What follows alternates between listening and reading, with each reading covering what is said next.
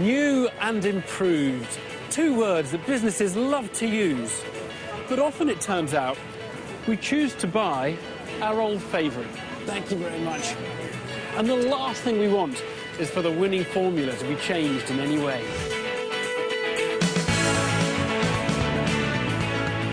Coca-Cola is the world's biggest brand. Its success depends on one essential: a secret recipe kept under lock and key. When you buy Coke, you're buying into a branding heritage, a cultural icon. It's an extraordinary product. People did not want that tampered with. This is the story of an intense rivalry, an ill-considered decision, and Coke shooting itself in the foot.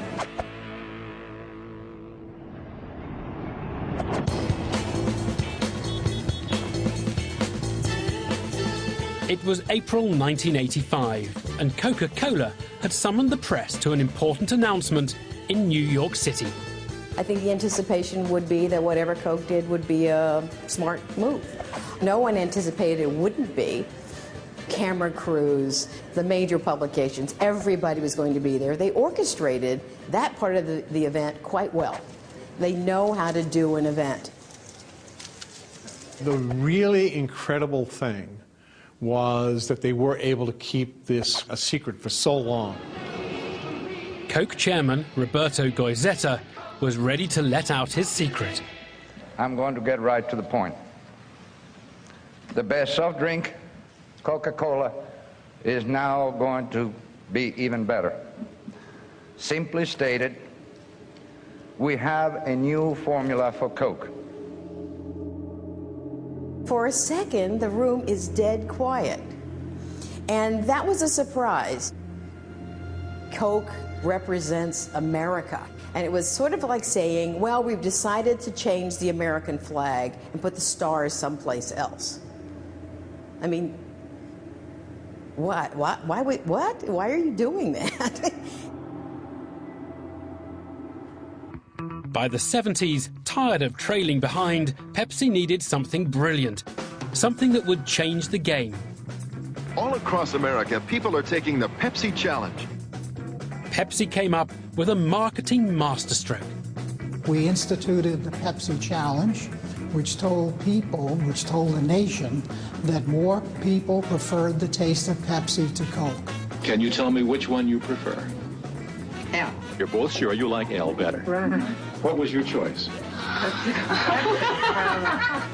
And that resulted in significant share gain, and that was very difficult for Coke to accept because they had been the champion forever. The Pepsi Challenge became a real problem for us and a great concern to our marketeers.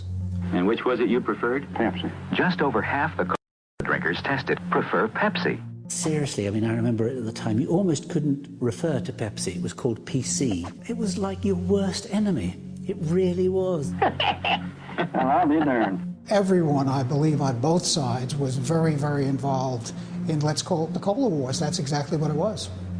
Year after year, bit by bit, they were gaining market share. Tell me what you chose. Pepsi. Pressure was growing at Coke to get its market share back. I want you to tell me which of these two colas you prefer. Guy, come here.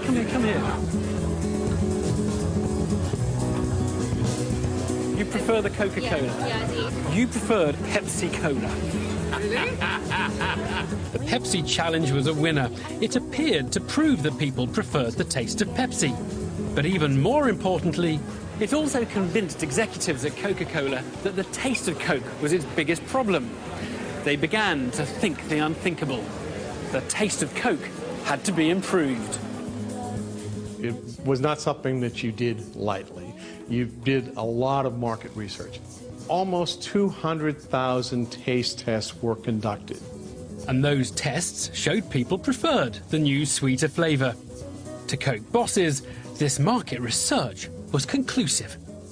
Armed with this data, they actually made the decision to go ahead, change the formula, introduce a new product into the marketplace and withdraw the original formula. Dazzled by what the market research was telling them, Coca-Cola decided to ditch the flavour that had made it the #1 drink all over the world and to replace it with a brand new cola the company had just invented.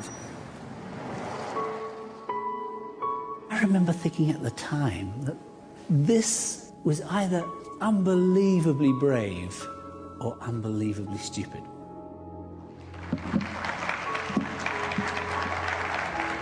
Thank you very much, Roberto. Well, we simply believe that this is the biggest news about Coca-Cola and the best news about Coca-Cola that we've ever announced or ever will announce. Consumers preferred the new taste over the original by a margin of 61 to 39. He expected us to love the idea, and he did not get the sort of cheer he anticipated.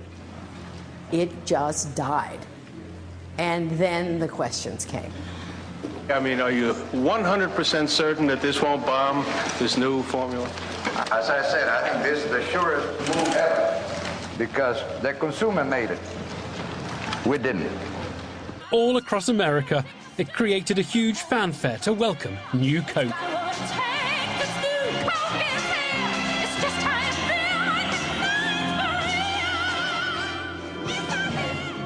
It took a few days for the consumer reaction to start to move negatively. Typically, in our Consumer Information Center, we'd get about 300 to 400 calls a day. Suddenly, we were getting 1,500 calls a day. And these were not positive calls. These were negative calls. These were calls that basically said, I want my Coke back. We started to see protests in the street.